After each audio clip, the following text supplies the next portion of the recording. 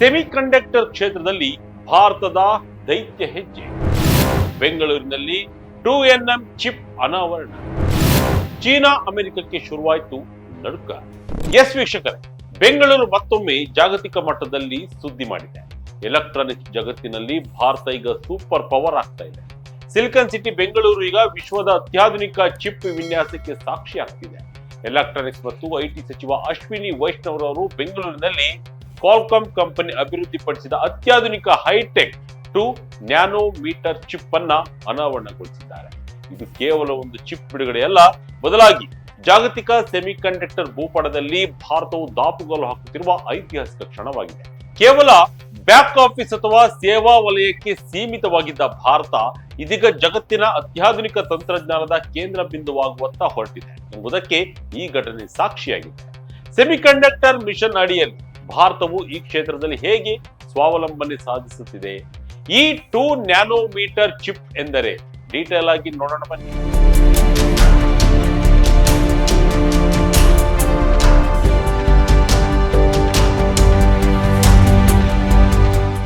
ಹೌದು, ಭಾರತದ ಸೆಮಿಕಂಡಕ್ಟರ್ ಪಯಣದಲ್ಲಿ ಇದೊಂದು ಐತಿಹಾಸಿಕ ಕ್ಷಣ. ತಜ್ಞರ ಪ್ರಕಾರ 7nm ಮತ್ತು 5nm ಚಿಪ್ ಗಳಿಂದ ಈಗ ಭಾರತದ 2nm ವಲಯಕ್ಕೆ ಕಾಲಿಟ್ಟಿದೆ. ಅಂದರೆ ಜಗತ್ತಿನ ಬೆರಳೆಣಿಕೆಯಷ್ಟು ದೇಶಗಳು ಮಾತ್ರ ಹೊಂದಿರುವ ತಂತ್ರಜ್ಞಾನ ಈಗ ಭಾರತದ ಕೈವಶವಾಗ್ತಿದೆ. ಬೆಂಗಳೂರಿನಲ್ಲಿ ನಡೆದ ಮಹತ್ವದ ಕಾರ್ಯಕ್ರಮದಲ್ಲಿ ಮಾತನಾಡಿದ ಸಚಿವ ಅಶ್ವಿನಿ ವೈಷ್ಣವ್, ಭಾರತದ ಸೆಮಿಕಂಡಕ್ಟರ್ ಇಕೋಸಿಸ್ಟಮ್ ಅಥವಾ ಪರಿಸರ ವ್ಯವಸ್ಥೆಯು ಕ್ಷಿಪ್ರಗತಿಯಲ್ಲಿ ಬೆಳೆಯುತ್ತಿದೆ ಎಂದು ಹರ್ಷ ವ್ಯಕ್ತಪಡಿಸಿದರು. ಕೆಲವು ವರ್ಷಗಳ ಹಿಂದೆ ಭಾರತವು ಕೇವಲ ವಿದೇಶಿ ಕಂಪನಿಗಳಿಗೆ ಸಾಫ್ಟ್ವೇರ್ ಸೇವೆ ಒದಗಿಸುವ ಅಥವಾ ಬ್ಯಾಕ್ ಆಫೀಸ್ ತಾಣವಾಗಿ ಗುರುತಿಸಿಕೊಂಡಿತ್ತು. ಆದರೆ ಇದು ಒಂದು ಚಿತ್ರಣ ಸಂಪೂರ್ಣವಾಗಿ ಬದಲಾಗಿದೆ. ಭಾರತವು ಈಗ ಎಂಡ್ ಟು ಎಂಡ್ ಸೆಮಿಕಂಡಕ್ಟರ್ ಉತ್ಪನ್ನ ಅಭಿವೃದ್ಧಿಯ ಹಬ್ ಆಗಿ ಮಾರ್ಪಟ್ಟಿದೆ. ಸಚಿವರು ಹೇಳುವಂತೆ ಒಂದು ಚಿಪ್ ತಯಾರಾಗಲು ಬೇಕಾದ ಗ್ರಾಹಕರ ಉತ್ಪನ್ನದ ವ್ಯಾಖ್ಯಾನದಿಂದ ಹಿಡಿದು ಸಿಲಿಕಾನ್ ವಿನ್ಯಾಸ, ಟೇಪ್ ಔಟ್ ಮತ್ತು ಅಂತಿಮ ದೃಢೀಕರಣದವರೆಗಿನ ಎಲ್ಲಾ ಹಂತಗಳು ಈಗ ಭಾರತದಲ್ಲಿ ನಡೆಯುತ್ತಿವೆ. ನಮ್ಮ ದೇಶವು ಸೆಮಿಕಂಡಕ್ಟರ್ ಉತ್ಪಾದನಾ ವಿನ್ಯಾಸದಲ್ಲಿ ಮತ್ತು ಇಡೀ ಪರಿಸರ ವ್ಯವಸ್ಥೆಯನ್ನ ರೂಪಿಸುವಲ್ಲಿ ಪ್ರಮುಖ ಪ್ರಗತಿ ಸಾಧಿಸುತ್ತಿದೆ. ಇದೊಂದು ಹೊಸ ಉದ್ಯಮವಾಗಿ ಭಾರತದಲ್ಲಿ ಹೊರಹೊಮ್ಮುತ್ತಿದೆ ಎಂದು ವೈಷ್ಣವ್ ತಿಳಿಸಿದರು. ಏನಿದು ಹೈಟೆಕ್ 2 ನ್ಯಾನೋಮೀಟರ್ ಚಿಪ್? ಈಗ ಎಲ್ಲರ ಕುತೂಹಲ ಕೇಳಿಸಿರುವುದು ಸಚಿವರು ಪ್ರದರ್ಶಿಸಿದ ಆ 2 ನ್ಯಾನೋಮೀಟರ್ ಚಿಪ್. ಹಾಗಾದ್ರೆ ಏನಿದು 2nm ತಂತ್ರಜ್ಞಾನ? ಇದು ಯಾಕೆ ಇಷ್ಟೊಂದು ವಿಶೇಷ ನೋಡೋಣ. ತಮ್ಮ ಕೈಯಲ್ಲಿ ಚಿಪ್ ಇರುವ ವೇಫರ್ ಅನ್ನ ಹಿಡಿದು ಸಚಿವರು ಅದರ ಸೂಕ್ಷ್ಮತೆಯನ್ನ ವಿವರಿಸಿದರು. ನ್ಯಾನೋಮೀಟರ್ ಎಂಬುದು ಒಂದು ಅಳತೆಯ ಮಾನದಂಡ. ಇದು ಎಷ್ಟು ಚಿಕ್ಕದೆಂದರೆ ನಮ್ಮ ತಲೆ ಕೂದಲಿನ ದಪ್ಪ ಸುಮಾರು 80,000ದಿಂದ 1,00,000 ನ್ಯಾನೋಮೀಟರ್ ಗಳಷ್ಟಿರುತ್ತದೆ. ಅಂದರೆ 2 ನ್ಯಾನೋಮೀಟರ್ ಎಂಬುದು ಕಣ್ಣಿಗೆ ಕಾಣದಷ್ಟು ಅತ್ಯಂತ ಸೂಕ್ಷ್ಮವಾದದ್ದು. ಸಚಿವರು ವಿವರಿಸಿದಂತೆ ಹೊಸದಾಗಿ ವಿನ್ಯಾಸಗೊಳಿಸಲಾದ ಈ ವೇಫರ್ ಬರೋಬ್ಬರಿ 20ರಿಂದ 30 ಬಿಲಿಯನ್ ಅಂದರೆ 2,000ರಿಂದ 3,000 ಕೋಟಿ ಟ್ರಾನ್ಸಿಸ್ಟರ್ ಗಳನ್ನ ಒಳಗೊಂಡಿದೆ. ವೇಫರ್ ಮೇಲಿನ ಪ್ರತಿಯೊಂದು ಸಣ್ಣ ಚೌಕವನ್ನ ಡೈ ಎಂದು ಕರೆಯಲಾಗುತ್ತೆ. ಪ್ರತಿಯೊಂದು ಡೈ ಕೂಡ ಸುಮಾರು 20 ಬಿಲಿಯನ್ ಟ್ರಾನ್ಸಿಸ್ಟರ್ ಗಳನ್ನ ತನ್ನೊಡಲಲ್ಲಿ ಇರಿಸಿಕೊಂಡಿದೆ. ಸರಳವಾಗಿ ಹೇಳಬೇಕಂದ್ರೆ ಒಂದು ಚಿಪ್ ನಲ್ಲಿ ಟ್ರಾನ್ಸಿಸ್ಟರ್ ಗಳ ಗಾತ್ರ ಚಿಕ್ಕದಾದಷ್ಟು ನಾವು ಒಂದೇ ಚಿಪ್ ನಲ್ಲಿ ಹೆಚ್ಚು ಟ್ರಾನ್ಸಿಸ್ಟರ್ ಗಳನ್ನ ಅಳವಡಿಸಬಹುದು. ಹೆಚ್ಚು ಟ್ರಾನ್ಸಿಸ್ಟರ್ ಗಳನ್ನ ಇದ್ದರೆ ಆ ಚಿಪ್ ಹೆಚ್ಚು ಶಕ್ತಿಶಾಲಿಯಾಗಿರುತ್ತದೆ ಮತ್ತು ಅತ್ಯಂತ ವೇಗವಾಗಿ ಕೆಲಸ ಮಾಡುತ್ತದೆ. ವಿಶೇಷವೆಂದರೆ ಈ ಚಿಪ್ ಸಿಪಿಯು ಮತ್ತು ಜಿಪಿಯು ಎರಡನ್ನೂ ಒಂದೇ ಕಡೆ ಸಂಯೋಜಿಸಿದೆ. ತಂತ್ರಜ್ಞಾನ ಕ್ಷೇತ್ರಕ್ಕೆ ಏನು ಲಾಭ? ಈ ಅತ್ಯಾಧುನಿಕ 2 ನ್ಯಾನೋಮೀಟರ್ ಚಿಪ್ ಕೇವಲ ಪ್ರಯೋಗಾಲಯಕ್ಕೆ ಸೀಮಿತವಲ್ಲ, ಇದು ನಮ್ಮ ದಿನನಿತ್ಯದ ಗ್ಯಾಜೆಟ್ಗಳ ಕ್ರಾಂತಿಯನ್ನೇ ಮಾಡಲಿದೆ. ಇದರ ಲಾಭಗಳೇನು ಎಂದು ಸಚಿವರು ಕೂಡ ವಿವರಿಸಿದ್ದಾರೆ. ಎಡ್ಜ್ ಎಐ ಕಂಪ್ಯೂಟಿಂಗ್ ಅಂದ್ರೆ ಈ ಚಿಪ್ ನಿಂದ ಹೊರಬರುವ ಅಂತಿಮ ಉತ್ಪನ್ನವು ಒಂದು ರೀತಿಯ ಮಾಡ್ಯೂಲ್ ಆಗಿದ್ದು, ಇದು ಯಾವುದೇ ವ್ಯಕ್ತಿಯ ಡೆಸ್ಕ್ಟಾಪ್ ನಲ್ಲಿ ಅಥವಾ ಸಾಧನದಲ್ಲಿ ಎಐ ಕಂಪ್ಯೂಟರ್ ಆಗಿ ಕಾರ್ಯನಿರ್ವಹಿಸುತ್ತದೆ. ಅಂದರೆ ಇಂಟರ್ನೆಟ್ ಮೂಲಕ ಕ್ಲೌಡ್ಗೆ ಡೇಟಾ ಕಳುಹಿಸಿ ಪ್ರೋಸೆಸ್ ಮಾಡುವ ಬದಲಿಗೆ ಸಾಧನವೇ ಸ್ವತಃ ಬುದ್ಧಿವಂತಿಕೆಯಿಂದ ನಿರ್ಧಾರ ತೆಗೆದುಕೊಳ್ಳಬಲ್ಲದು. ಸ್ಮಾರ್ಟ್ ಸಾಧನಗಳ ಕಾರ್ಯಕ್ಷಮತೆ ಇದು ಕ್ಯಾಮೆರಾಗಳಲ್ಲಿ, ವೈಫೈ ರೌಟರ್ಗಳಲ್ಲಿ ಅಳವಡಿಸಲಾಗುವುದು. ಇದು ಇಂಟರ್ನೆಟ್ ವೇಗ ಮತ್ತು ಕ್ಯಾಮೆರಾಗಳ ಚಿತ್ರ ಸಂಸ್ಕರಣ ಸಾಮರ್ಥ್ಯ ಅದ್ಭುತವಾಗಿ ಹೆಚ್ಚಲಿದೆ.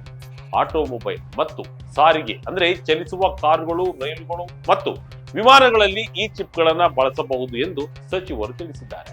ಸ್ವಯಂಚಾಲಿತ ಕಾರುಗಳು ಅಥವಾ ಸ್ಮಾರ್ಟ್ ರೈಲು ವ್ಯವಸ್ಥೆಗಳಿಗೆ ತ್ವರಿತವಾಗಿ ನಿರ್ಧಾರ ತೆಗೆದುಕೊಳ್ಳುವ ಪ್ರೋಸೆಸ್ಗಳ ಅಗತ್ಯವಿರುತ್ತದೆ. ಈ 2nm ಚಿಪ್ ಆ ವೇಗ ಮತ್ತು ನಿಖರತೆಯನ್ನು ಒದಗಿಸುತ್ತದೆ. ವಿದ್ಯುತ್ ಉಳಿತಾಯ 2nm ಚಿಪ್ಗಳ ಅತಿದೊಡ್ಡ ಲಾಭವೆಂದರೆ ಅವುಗಳ ದಕ್ಷತೆ. ಇವು ಅತ್ಯಂತ ಕಡಿಮೆ ವಿದ್ಯುತ್ ಬಳಸಿಕೊಂಡು ಅತಿ ಹೆಚ್ಚು ಕೆಲಸ ಮಾಡುತ್ತವೆ. ಇದರಿಂದ ನಮ್ಮ ಮೊಬೈಲ್ ಅಥವಾ ಲ್ಯಾಪ್ಟಾಪ್ ಬ್ಯಾಟರಿಗಳು ದೀರ್ಘಕಾಲ ಬಾಳಿಕೆ ಬರುತ್ತವೆ. 67,000 ಇಂಜಿನಿಯರ್ಗಳಿಗೆ ತರಬೇತಿ. ಇಂತಹ ಹೈಟೆಕ್ ಚಿಪ್ಗಳನ್ನ ವಿನ್ಯಾಸಗೊಳಿಸಲು ಬೇಕಿರುವುದು ಕೇವಲ ಯಂತ್ರಗಳಲ್ಲ, ಅದಕ್ಕೆ ತಕ್ಕನಾದ ಬುದ್ಧಿವಂತ ಮಾನವ ಸಂಪನ್ಮೂಲ. ಈ ನಿಟ್ಟಿನಲ್ಲಿ ಭಾರತ ಸರ್ಕಾರ ಸೆಮಿಕಾನ್ ಇಂಡಿಯಾ ಮಿಷನ್ ಹೇಗೆ ಕೆಲಸ ಮಾಡುತ್ತಿದೆ ಎಂಬ ಅಂಕಿಅಂಶಗಳನ್ನ ಸಚಿವ ಅಶ್ವಿನಿ ವೈಷ್ಣವ್ ಬಿಚ್ಚಿಟ್ಟರು. ಸೆಮಿಕಾನ್ ಇಂಡಿಯಾ ಮಿಷನ್ 1.0 ಅಡಿಯಲ್ಲಿ ಮುಂದಿನ 1 ದಶಕದಲ್ಲಿ 85,000 ಸೆಮಿಕಂಡಕ್ಟರ್ ವೃತ್ತಿಪರರಿಗೆ ತರಬೇತಿ ನೀಡುವ ಗುರಿಯನ್ನ ಸರ್ಕಾರ ಹೊಂದಿತ್ತು. ಆದರೆ ಸಂತಸದ ವಿಷಯವೇನೆಂದರೆ ಈಗಾಗಲೇ ಸುಮಾರು 67,000 ಸೆಮಿಕಂಡಕ್ಟರ್ ಇಂಜಿನಿಯರ್ಗಳಿಗೆ ತರಬೇತಿ ನೀಡಲಾಗಿದೆ ಎಂದು ಸಚಿವರು ಮಾಹಿತಿ ನೀಡಿದ್ದಾರೆ. ಮೊಹಾಲಿಯಲ್ಲಿರುವ ಸೆಮಿಕಂಡಕ್ಟರ್ ಲ್ಯಾಬೋರೇಟರಿಯಲ್ಲಿ ಅವುಗಳನ್ನ ಟೇಪ್ ಔಟ್ ಮಾಡುತ್ತಿದ್ದಾರೆ ಮತ್ತು ಅಂತಿಮ ಉತ್ಪನ್ನಗಳನ್ನ ಪರಿಶೀಲಿಸುತ್ತಿದ್ದಾರೆ. ಜಗತ್ತಿನ ಅನೇಕ ವಿಶ್ವವಿದ್ಯಾಲಯಗಳಲ್ಲಿ ಅಥವಾ ಅನೇಕ ದೇಶಗಳಲ್ಲಿ ಇಂತಹ ಮಾದರಿ ಇಲ್ಲ ಎಂದು ಸಚಿವರು ಭಾರತದ ಮತ್ತು ಶೈಕ್ಷಣಿಕ ಕ್ರಾಂತಿಯನ್ನ ಜಗತ್ತಿಗೆ ಹೋಲಿಸಿ ಹೆಮ್ಮೆಯಿಂದ ಹೇಳಿದರು. ಮುಂದಿನ ಗುರಿ ಸೆಮಿಕಾನ್ 2.0. ಭಾರತದ ಈ ಓಟ ಇಲ್ಲಿಗೆ ನಿಲ್ಲುತ್ತಿಲ್ಲ.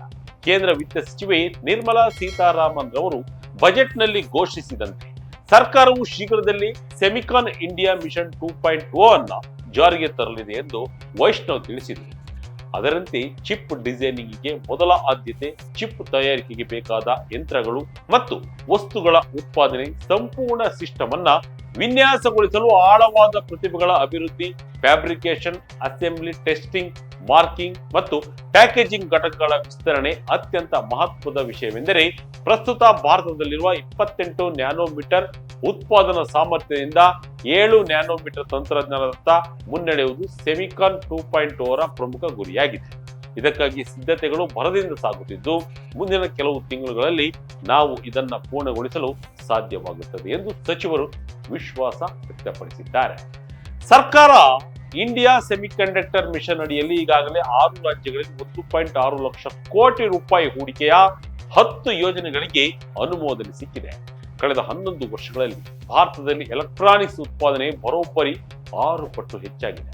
2030ರ ವೇಳೆಗೆ ಜಾಗತಿಕ ಸೆಮಿಕಂಡಕ್ಟರ್ ಉದ್ಯಮ $1 ಟ್ರಿಲಿಯನ್ ತಲುಪಲಿದ್ದು ಅದರಲ್ಲಿ ಭಾರತದ ಪಾಲು $100 ರಿಂದ $110 ಬಿಲಿಯನ್ ಆಗುವ ನಿರೀಕ್ಷೆ ಇದೆ. ಇಷ್ಟು ದಿನ ತೈವಾನ್, ಕೊರಿಯಾ ಮತ್ತು ಚೀನಾದ ಮೇಲಿದ್ದ ಅವಲಂಬನೆ ಕಡಿಮೆ ಮಾಡಿ ಭಾರತ ಈಗ ವಿಶ್ವಕ್ಕೆ ನಂಬಿಕಸ್ಥ ಪಾಲುದಾರನಾಗಿ ಹೊರಹೊಮ್ಮುತ್ತಿದೆ. ಒಟ್ಟಾರೆಯಾಗಿ ಹೇಳುವುದಾದ್ರೆ ಬೆಂಗಳೂರಿನಲ್ಲಿ ನಡೆದ ಈ 2nm ಚಿಪ್ ಅನಾವರಣ ಕಾರ್ಯಕ್ರಮವು ಭಾರತದ ತಾಂತ್ರಿಕ ಇತಿಹಾಸದಲ್ಲಿ ಒಂದು ಮೈಲಿಗಲ್ಲು. ಅಶ್ವಿನಿ ವೈಷ್ಣವ್ ರವರ ಮಾತುಗಳು ಮತ್ತು ಸರ್ಕಾರದ ತಯಾರಿಗಳನ್ನು ನೋಡಿದ್ರೆ ಮುಂಬರುವ ದಿನಗಳಲ್ಲಿ ಭಾರತವು ಜಗತ್ತಿನ ಎಲೆಕ್ಟ್ರಾನಿಕ್ಸ್ ಮಾರುಕಟ್ಟೆಯಲ್ಲಿ ಕೇವಲ ಗ್ರಾಹಕನಾಗಿ ಉಳಿಯದೆ ಪ್ರಬಲ ಉತ್ಪಾದಕನಾಗಿ ಹೊರಹೊಮ್ಮುವುದು ಖಚಿತವಾಗಿದೆ. ನಮ್ಮ ಇಂಜಿನಿಯರ್ಗಳು, ನಮ್ಮ ವಿದ್ಯಾರ್ಥಿಗಳು ವಿನ್ಯಾಸಗೊಳಿಸಿದ ಚಿಪ್ಗಳು ನಾಳೆ ಜಗತ್ತಿನ ಮೂಲೆ ಮೂಲೆಯಲ್ಲಿರುವ ಕಂಪ್ಯೂಟರ್ಗಳಲ್ಲಿ, ಕಾರುಗಳಲ್ಲಿ ಮತ್ತು ವಿಮಾನಗಳಲ್ಲಿ ಕಾರ್ಯನಿರ್ವಹಿಸಲಿವೆ.